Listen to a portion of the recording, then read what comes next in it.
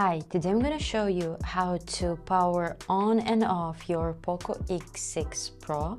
So there's several options how you can do it. So let's start. First option, you can turn off your Poco X6 by holding volume up and lock button together till the menu to turn it off will appear like this.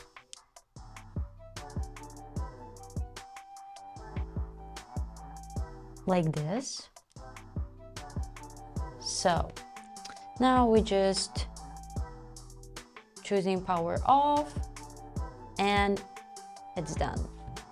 So how to turn it on? You just can press the power button or lock button right here.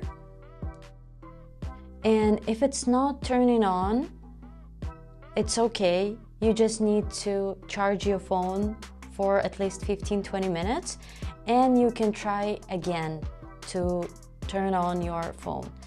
And now I will show you another option how you can turn off your smartphone. So if you don't want to hold two buttons, you can just press the lock button like this.